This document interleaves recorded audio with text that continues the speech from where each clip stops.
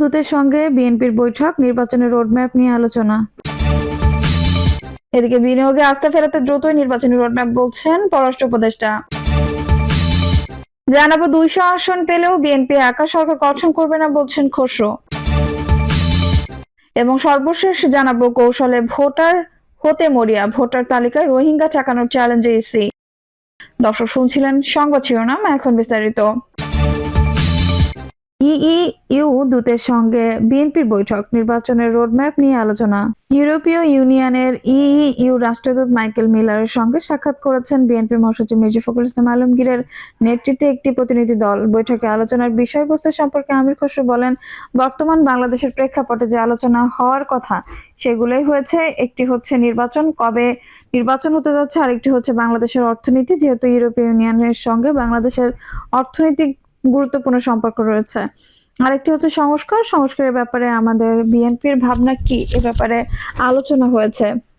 তিনি আরো বলেন, মূলত আগামী নির্বাচনের রোডম্যাপ নিয়ে আলোচনা হয়েছে। আমাদের পক্ষ থেকে বারবার যেটা বলে আসছি, এই বছরের মধ্যে নির্বাচন সম্পন্ন হওয়া অত্যন্ত জরুরি।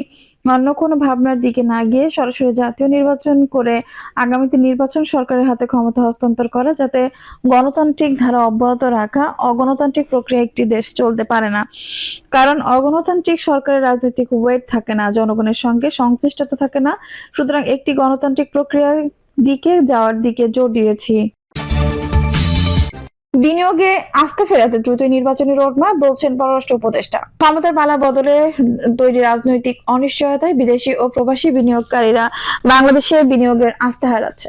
রাজনৈতিক অনিশ্চয়তা যখন দেখেন, তখন কেউ সেখানে সহজে বিনিয়োগ করতে চান না।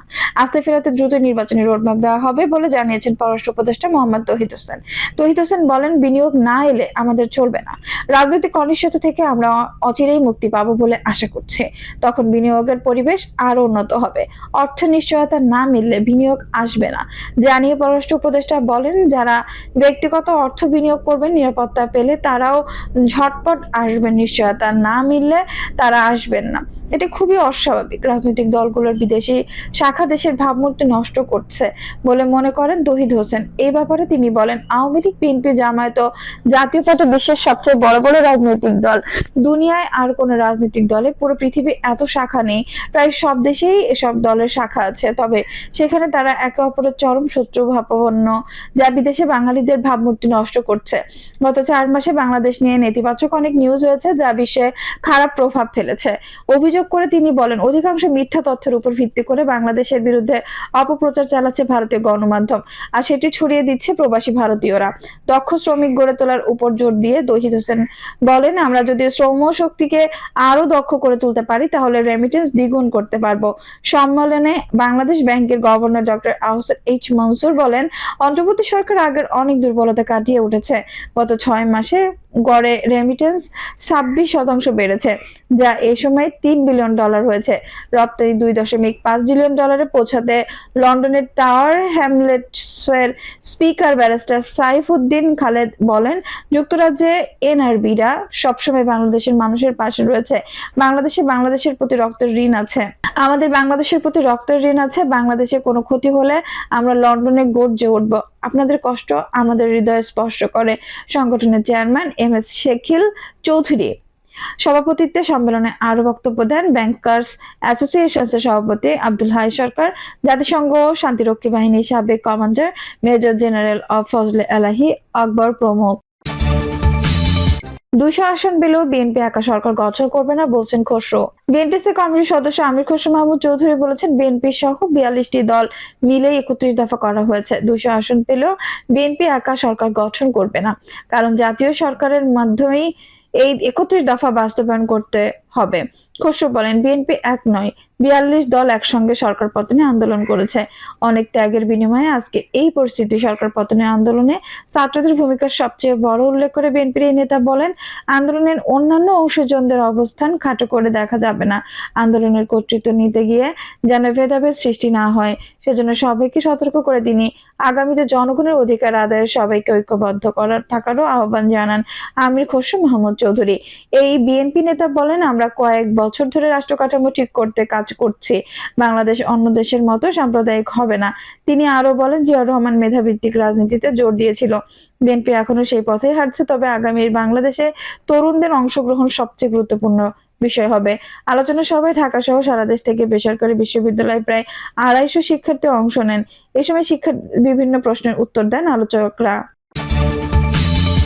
কৌশলে ভোটার হতে মরিয়া ভোটার তালিকা, রোহিঙ্গা ঠেকানোর চ্যালেঞ্জ এসি। 19 বছর বয়সী সুমাইয়া আক্তার, মুখে নেকাব, পড়েছে বোরকা। অপরিচিত মোহাম্মদ ইসমাইলকে 65 বানান বাবা। তার পরনে সাদা পাঞ্জাবি ও মাথায় সাদা টুপি। দেখলে যে কারোরই মনে হবে তারা বাংলাদেশি বা বাবা মেয়ে। সুমাইয়া নির্বাচন কমিশনে গিয়েছিলেন জাতীয় পরিচয়পত্র করতে। সবকিছু ঠিকঠাক ছিল, ছবি তুলতে গিয়ে বাধে বিপত্তি। কথাবার্তা সন্দেহ হয়, সুমাইয়াকে চ্যালেঞ্জ করেন কর্মকর্তারা। এক পর্যায়ে নিজেকে রোহিঙ্গা নাগরিক হিসেবে পরিচয় স্বীকার করেন সুমাইয়া। তথ্য উপাত্ত ঘেটে নিশ্চিত হওয়া যায় তার প্রকৃত নাম সুমি আক্তার। সুমাইয়া আক্তার মুন্নি নামে অন্য একটি জন্ম সনদ জমা দিয়েছিল তিনি। গত 11 ডিসেম্বর আনোয়ারা উপজেলা নির্বাচন কর্মকর্তার কার্যালয়ে সুমাইয়া সহ 3 জনকে আটক করে পুলিশের কাছে হস্তান্তর করা হয়। আনোয়ারা উপজেলার নির্বাচনী কর্মকর্তা আবু জাফর মোহাম্মদ সালেহ বলেন, বিভিন্ন স্থানে কিছু দিন পর পর রোহিঙ্গা আটকের ঘটনা উদ্বেগের। সুমাইয়া আক্তারের মতোই চট্টগ্রামে কখনো জাতীয় পরিচয়পত্র বানাতে গিয়ে, কখনো বা নিবন্ধন সনদ তৈরি করতে গিয়ে বা পাসপোর্ট বানাতে গিয়ে আটক হচ্ছে রোহিঙ্গা নাগরিক। কক্সবাজার থেকে চট্টগ্রামের দূরত্ব কম হওয়ায় চট্টগ্রাম সিটি কর্পোরেশনের 41টি ওয়ার্ড জেলায় 15টি উপজেলাকে নিরাপদ জায়গা হিসেবে বেছে নেয় তারা। সেখানে বিভিন্ন গ্রুপের সঙ্গে মোটা অঙ্কের টাকার চুক্তির মাধ্যমে নিচ্ছে বাংলাদেশি নাগরিকদের পরিচয়। এসব রোহিঙ্গা এখন ভয়ের কারণ হয়ে দাঁড়িয়েছে নির্বাচন কমিশনের। রোহিঙ্গা নাগরিকদের কারণে বড় ভোগান্তি পড়তে হচ্ছে চট্টগ্রামের বাসিন্দাদেরও। এই অবস্থায় আসন্ন ভোটার তালিকা হালনাগাদ কার্যক্রম পরিচালনা করতে গিয়ে রোহিঙ্গা ঠেকানোই ইসির প্রধান চ্যালেঞ্জ হয়ে দাঁড়িয়েছে। এসব কারণে চট্টগ্রামকে বিশেষ এলাকা হিসেবে চিহ্নিত করে ভোটার তালিকা হালনাগাদে বিশেষ কড়াকড়ি জারি করেছে কমিশন। নতুন বছরের প্রথম দিনে চট্টগ্রামের আনোয়ারার পার্কি সমুদ্র সৈকতের পড়ুয়াপাড়া এলাকা থেকে একসঙ্গে 20 রোহিঙ্গাকে আটক করা হয়। পরে তাদের সেনাবাহিনীর হাতে তুলে দেওয়া হয়। এর একদিন আগে গত 19 ডিসেম্বর পার্কি সমুদ্র এলাকা থেকে 25 রোহিঙ্গাকে আটক করে কোস্ট গার্ডের হাতে তুলে দেন স্থানীয়রা। সর্বশেষ গত 9 জানুয়ারি মোহাম্মদ সাবের নামে এক রোহিঙ্গা যুবককে আটক করা হয়। তিনি উখাইয়া বালুখালী ক্যাম্পের বাসিন্দা। পটিয়া উপজেলা নির্বাচন অফিসে মামার জাতীয় পরিচয়পত্রের ব্লক খুলতে এসে আটক হন। উপজেলা নির্বাচন কর্মকর্তা মোহাম্মদ আরিফুল ইসলাম বলেন, তারা কথাবার্তা সন্দেহ হয়, আমরা তাকে চ্যালেঞ্জ করি। তিনি নিজেকে গাজীপুরে ভোটার ও পটিয়া মাদ্রাসার শিক্ষার্থী পরিচয় দেন। তবে তিনি ভালো করে চলিত ভাষায় কথা বলতে পারেন না। এক পর্যায়ে তথ্যপত্র যাচাই বাছাই শেষে আমরা নিশ্চিত হই মোহাম্মদ সাবের নিজেও একজন রোহিঙ্গা নাগরিক। পরে জিজ্ঞাসাবাদে সাবের জানিয়েছে 2017 সালে কক্সবাজারের উখিয়া বালুখালী ক্যাম্পে আসেন তিনি। 2022 সালে গাজীপুর সিটি কর্পোরেশনের 12 নম্বর ওয়ার্ডের ভোটার হন এবং এনআইডি কার্ড সংগ্রহ করেন। এখন পটিয়ায় একটি মাদ্রাসায় পড়াশোনা করছেন।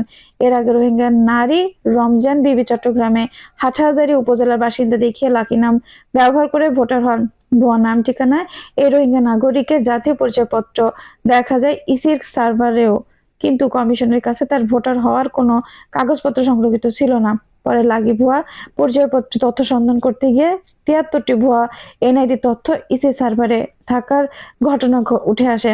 এই প্রসঙ্গে জানতে চাইলে চট্টগ্রাম আঞ্চলিক নির্বাচন কর্মকর্তা মোহাম্মদ ইউনুস আলী বলেন, কক্সবাজারের কাছাকাছি হওয়ায় চট্টগ্রাম অঞ্চলকে বেছে নিয়েছে রোহিঙ্গারা।